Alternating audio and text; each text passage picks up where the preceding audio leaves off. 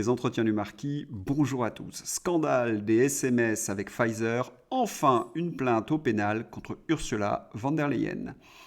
Avant de traiter cette information et beaucoup d'autres, je voulais remercier comme il se doit, vous connaissez la coutume. Je voulais remercier tous ceux qui me permettent de vivre de mon travail. Aujourd'hui sont à l'honneur Patrick Van Huffel et JPLD. Merci à eux.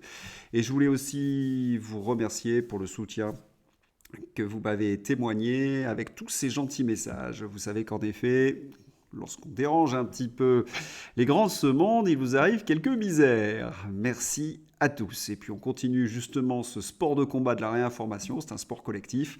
On n'hésite pas à lever le petit pouce bleu, à s'abonner, à diffuser si vous le pouvez sur d'autres réseaux sociaux ou m'écrire de gentils messages. Merci à tous.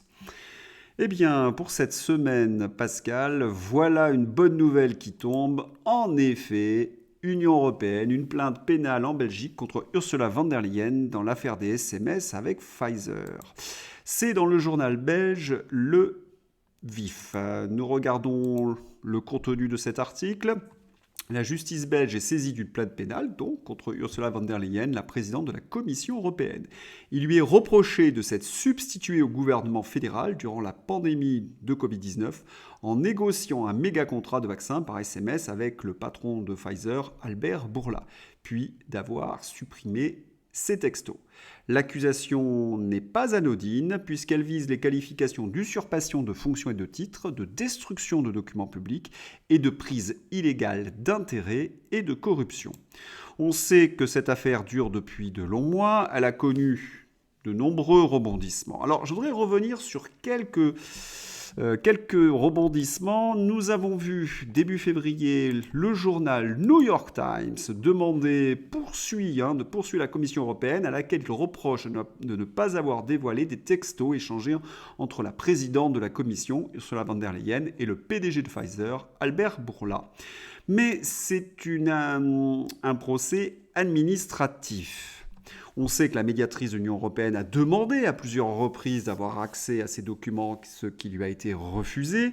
Et puis, poussée par des eurodéputés comme Virginie Joron, Ursula von der Leyen a été auditionnée en commission. Et là, stupeur à la sortie de la commission, vaccin Covid-19, Ursula von der Leyen n'a jamais été impliquée dans les négociations selon la commissaire de santé qui est son adjointe. On a bien compris qu'ils essayaient de nettoyer, de blanchir von der Leyen.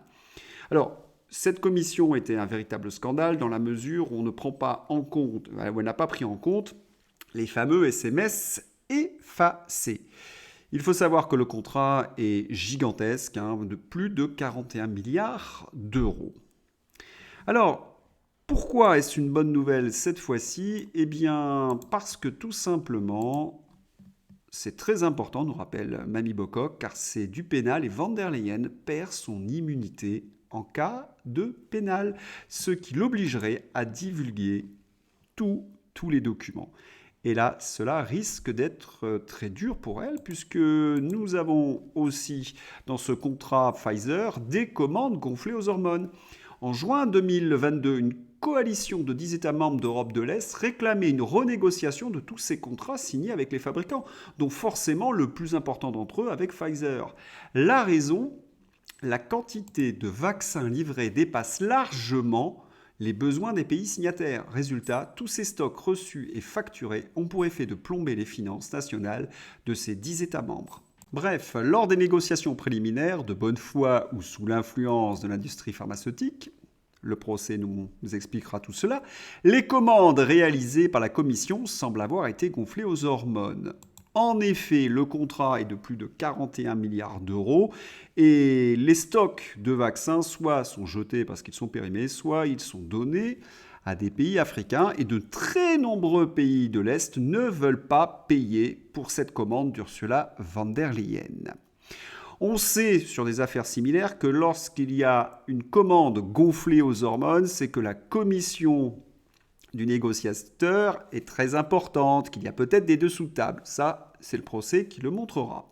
Alors la question aussi que l'on peut se poser, peut-être qu'Ursula von der Leyen est une femme honnête, elle a mal négocié avec Albert Bourla, il faut peut-être la croire sur parole.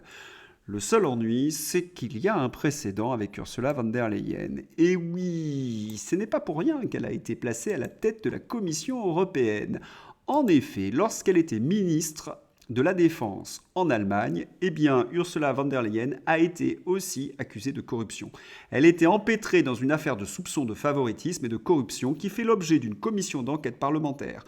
Son ministère a recruté des consultants externes sans appel d'offres pour plusieurs dizaines de millions d'euros de contrats. Selon un journal allemand, le Bild and Sonntag, en seulement 7 mois, plus de 200 000 euros auraient été versés. Et vous avez ainsi toute une série de contrats.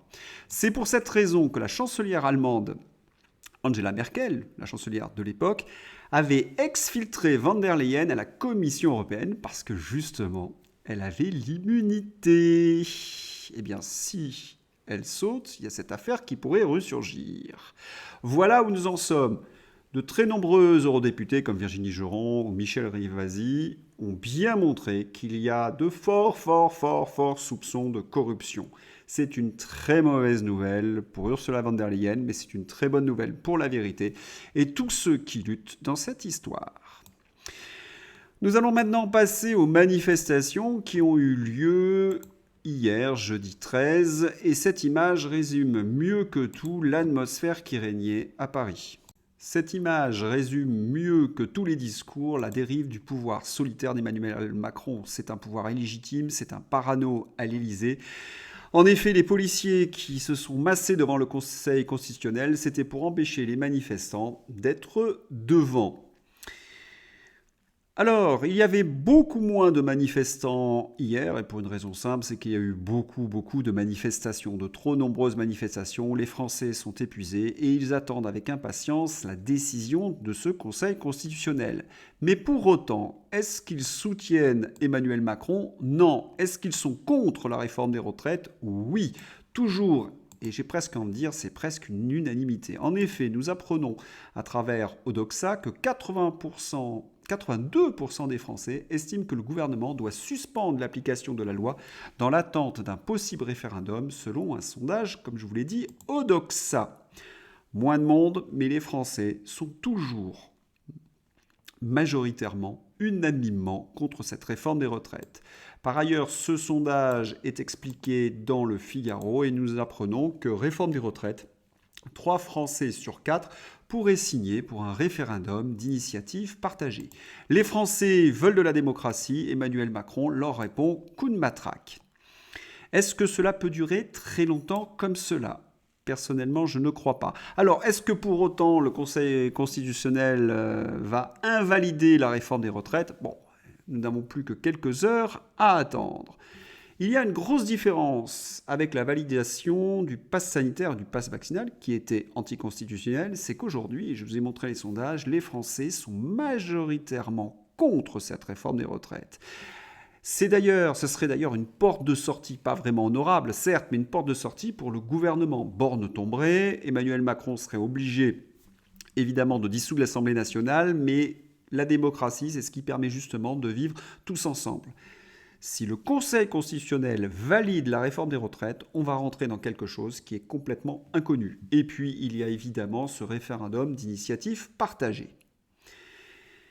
Et les résultats économiques pour Emmanuel Macron sont de plus en plus catastrophiques. Je les égrène depuis de longs mois. Hélas, tristement, nous apprenons que les faillites ont augmenté de plus de 50%. C'est une véritable catastrophe nationale. Le FMI met en garde Emmanuel Macron. Le FMI épingle en effet la dérive de la France. Et dire qu'il y a 30% des Français qui considèrent Emmanuel Macron comme le Mozart de la finance. Non, c'est le Mozart de la faillite. Comme disait Peggy, il n'y a rien de plus difficile de voir ce que l'on voit. Sans transition, nous allons passer à une nouvelle qui est assez intéressante et qui pourrait valoir à Sandrine Rousseau l'invalidation de son élection. En effet, dans Complément d'enquête, d'hier soir, la vraie fausse attestation de domicile de Sandrine Rousseau dans le 13e arrondissement de Paris, qui lui a permis de voter à la présidentielle et de préparer son parachutage dans cet arrondissement. Si les informations de nos collègues de complément d'enquête ou d'Omerta se révèlent justes, eh bien Sandrine Rousseau ne serait plus députée. Nous attendrons la suite évidemment de ce reportage. Sans transition, nous allons ouvrir la page internationale. L'un d'entre vous m'a demandé de présenter cette fameuse charte de Munich. Alors, le premier commandement, c'est celui qu'on apprend évidemment dans les écoles de journalisme, respecter la vérité, quelles qu'en puissent être les conséquences pour lui-même, et ce en raison du droit que le public a de connaître la vérité.